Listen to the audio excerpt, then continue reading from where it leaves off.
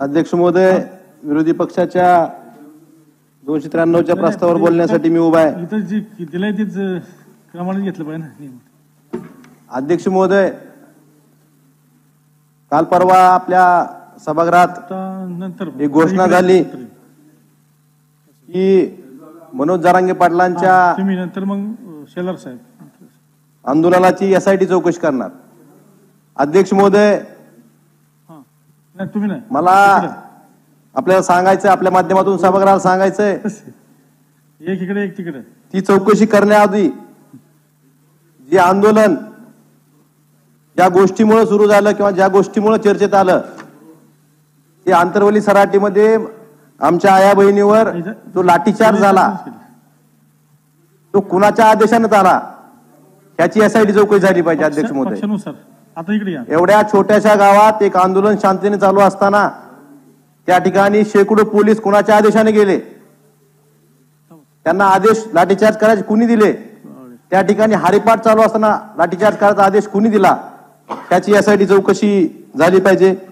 अध्यक्ष महोदय, मागच्या आठवड्यात राज्यभर रास्ता रोको न्यायालयाच्या माननीय न्यायालयाच्या आदेशाप्रमाणे शांततेने चालू होती, परंतु आपल्या सरकारच्या वतीनं रास्ता रोको निवेदन देऊन मराठा बांधवांनी जागोजागी केली, पोलिसला कळवलं होतं, शांततेने चालू होती, कुठल्याही सार्वजनिक मालमत्तेचं नुकसान झालं नव्हतं, परंतु त्या ठिकाणी त्यांच्यावर गुन्हे दाखल करण्यात का आले? अध्यक्ष महोदय, रास्ता रोको हे बऱ्याच ठिकाणी वेगवेगळ्या माध्यमात वेगवेगळे आंदोलन होतात, पण त्या ठिकाणी कुठेही गुन्हे दाखल होत नाहीत, परंतु त्या ठिकाणी गुन्हे दाखल का करण्यात आले? अध्यक्ष महोदय, आमच्या धाराशिव जिल्ह्यामध्ये तर रास्ता रोको परवानगी घेऊन करणाऱ्या रास्ता रोको आंदोलकावर 353 सारखे गुन्हे दाखल झालेत. अध्यक्ष महोदय, हे कोणाच्या सांगण्यावरून होत आहे? जसं आजपर्यंत राजकीय नेत्यांना दबाव आणून त्यांना पक्ष बदलण्यास भाग पाडलं जातं, तसंच एक गरजवंत मराठ्याचा लढा कुठल्या तरी यंत्रणेचा दुरुपयोग करून हा जर दाबण्याचा कोण प्रयत्न करत असेल तर अध्यक्ष महोदय, हे महाराष्ट्र सरकार, महाराष्ट्रातली जनता सहन करणार नाही. अध्यक्ष महोदय, जर एसआयटी करायची ना तर अध्यक्ष महोदय आपण बघतोय माझ्याकडे जवळपास अध्यक्ष महोदय 14-15 FIR आहेत. आपल्या राज्यात ज्या विविध भरती प्रक्रिया आहेत, पोलीस भरती असेल, वन विभागाची भरती असेल, तलाठी भरती प्रक्रिया असेल, याची एसआयटी चौकशी का सरकारला करावी वाटली नाही?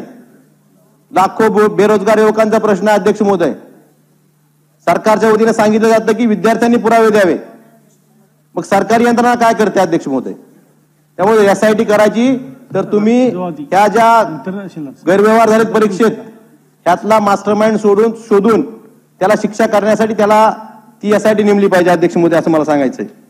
अध्यक्ष महोदय, शेतकऱ्यांच्या बाबतीत सांगितलं गेलं की आजपर्यंत इतिहासात सगळ्यात मोठी मदत शेतकऱ्यांना केली गेली.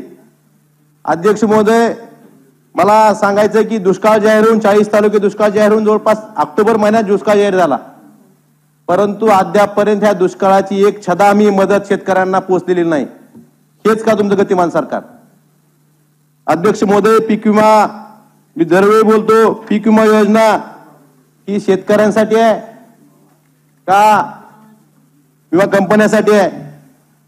त्याही बाबतीत विचार करणं गरजेचं आहे.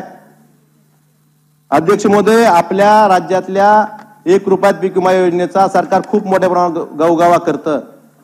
यावर्षी 1 रुपयात पीक विमा योजनेतून जवळपास 1,71,00,000 शेतकऱ्यांनी पीक विमा भरला गेला.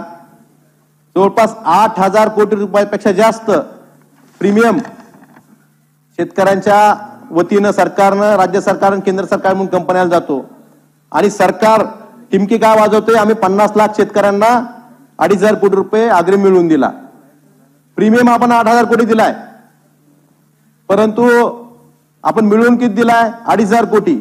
अध्यक्ष महोदय, जवळपास म्हणजे शेतकऱ्यांना प्रीमियम जास्त, कंपन्याला प्रीमियम जास्त देतो आपण आणि त्यांच्या विमा कंपन्यांकडून पैसे देताना कंपन्या नेहमीच, या ठिकाणी दादा भुसे साहेब बसलेले आहेत, त्यांनी कृषी खातं सांभाळले, त्यांना अनुभव आहे, त्यांनी विचार केला होता की कंपनी विमा योजना बदलून आपल्याला दुसरी एखादी योजना आणता येते का, परंतु तसं न होता आपण कंपन्याची कशी भरती होईल त्या बाबतीत आपण बघतोय.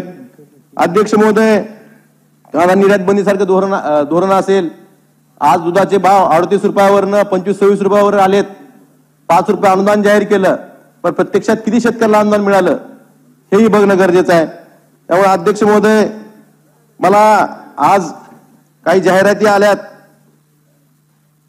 आपल्यासमोर, मला त्या जाहिराती दाखवायच्यात, कुणी दिल्या माहीत नाही. म्हणून मराठा समाजासाठी काय केलं अध्यक्ष महोदय, ही सरकारी जाहिरात नाही, पण पेपरमध्ये आमच्या मराठवाड्यात छापून आल्या जाहिराती.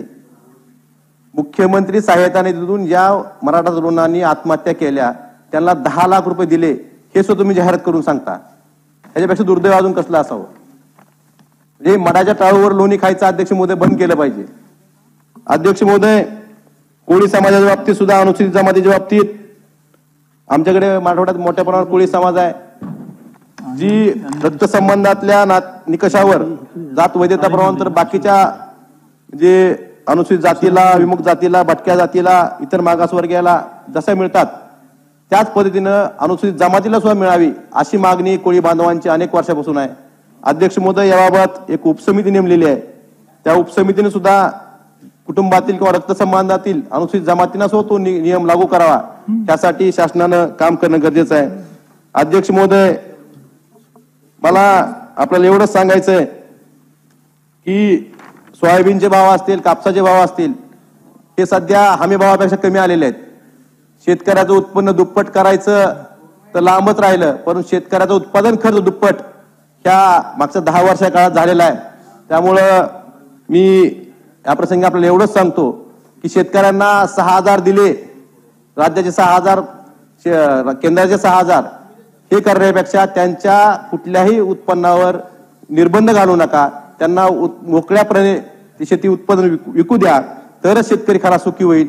आणि अध्यक्ष महोदय, महाराष्ट्र आपला देशातला सगळ्यात जास्त शेतकरी आत्महत्या असलेला राज्य म्हणून आपलं ओळख चाललंय. ही आपल्या राज्यासाठी दुर्दैवाची गोष्ट आहे. ही थांबवण्यासाठी आपण शेतकऱ्यांना मदत करणं, फक्त घोषणा न करता मदत करणं गरजेचं आहे, असंच मला वाटतं. धन्यवाद अध्यक्ष महोदय. लोकशाही मराठी ऐका, पहा, जागरूक रहा.